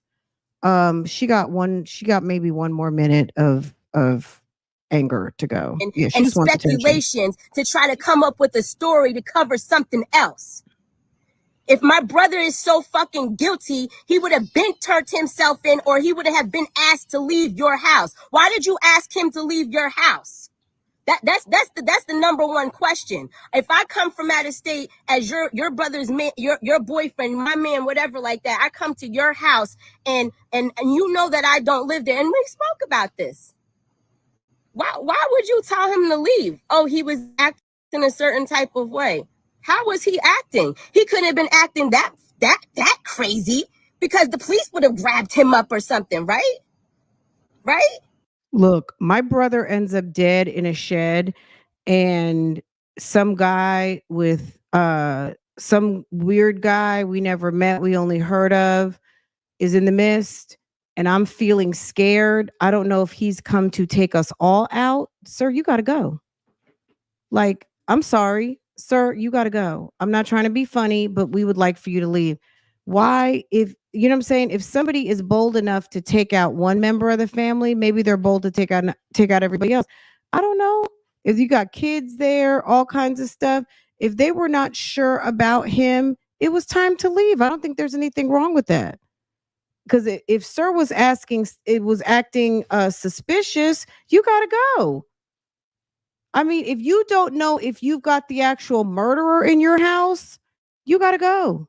Bye, sir. And stop telling everybody that they went upstairs to check the dog. The dog was never upstairs. Bye, sis. Okay. Guys, I put it all on Patreon, the link to this, some pictures, some posts on Instagram. So if you want to go check that out. Anyway, let's pivot to this really. This is going to only take a second. You know, Tina Knowles and Mr. Lawson broke up and they have reached a settlement. I guess let's see, they reached a settlement. I guess this was published on Friday. This was so they got married. They exchanged their vows in 2015 and they are calling it quits, official. Okay. Tina Knowles and Richard Lawson have reached a settlement agreement. This is in People magazine. In their divorce nearly 13 months after she filed in July of 23.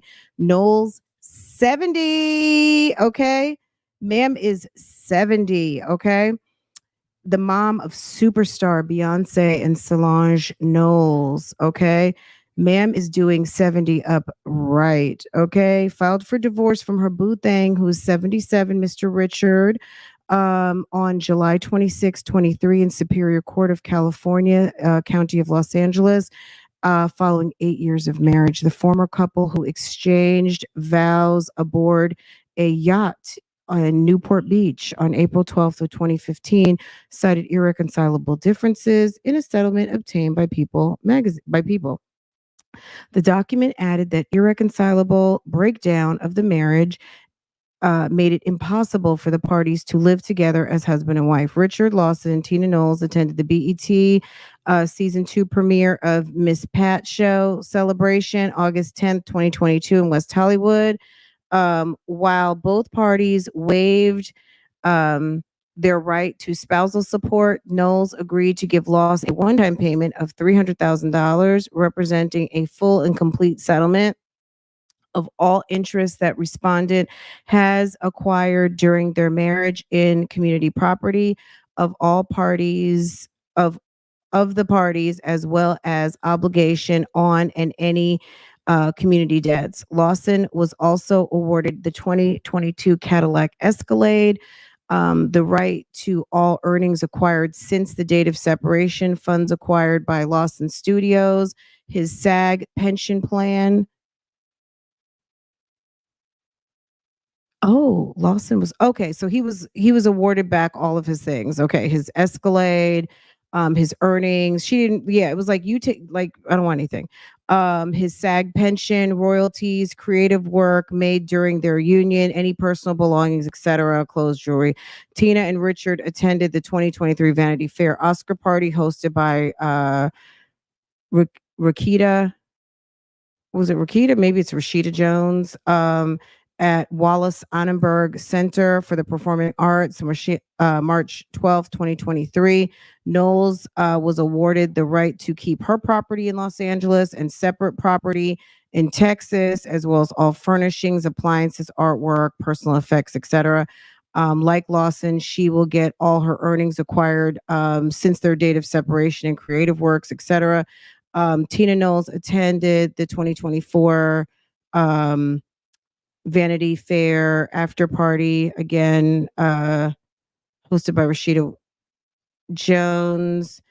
In addition, the fashion designer gets to keep her 2028 Tesla, her 2020 Bentley, her matriarch book deal with Penguin Random House, 1% interest in Kirby Beauty Management. Within the settlement, the former couple also agreed to non-disparagement agreement in which they acknowledge their intent to resolve all their issues in their dissolution amicably by agreeing to agree to any statements made on their divorce mutually and will not speak ill about each other's children, grandchildren, or their spouses. That's it. Okay. Oh no, her 2018 Tesla, and her 2020 Bentley. Okay, that's the divorce. That's it, guys. We've talked about a lot, girl. Okay. All right, guys, if you haven't hit the like button for me, if you have not hit the like button yet, please hit the like button for me. If you are not subscribed, what are you waiting for? Go ahead, make sure if you are new here, please subscribe to this channel. Make sure to set your notifications so that when I go live and do all of the things, you will be notified. I am going to come back in a little bit. We're going to get into the Sarah Boone hearing. If you like court and court shenanigans, we're going to get into it. Sarah Boone is giving a masterclass on what not to do as a pro se defendant, and how to stretch the limits, how to get on everybody's nerves, including everybody at the jail, the management, the judge, the superior officers, legal counsel, of like people who should not even know your name. Sarah Boone is doing everything. Okay. And she's going to trial at the beginning of October. And this is all of the pretrial stuff going on right now. And it's quite entertaining.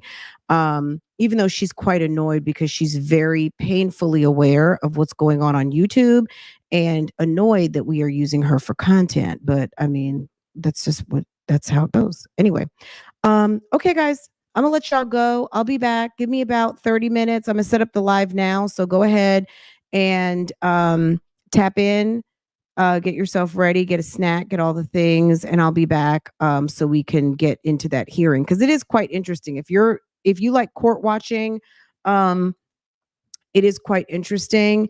And the documents supporting the hearing have now all been posted. So there's some cutaways that we can do to actually read like the minutes and how things turned out and all of the things. So all right, guys, I'm going to let you guys go. This was fun. I enjoyed this morning very much. And I'll see you guys back in a little bit.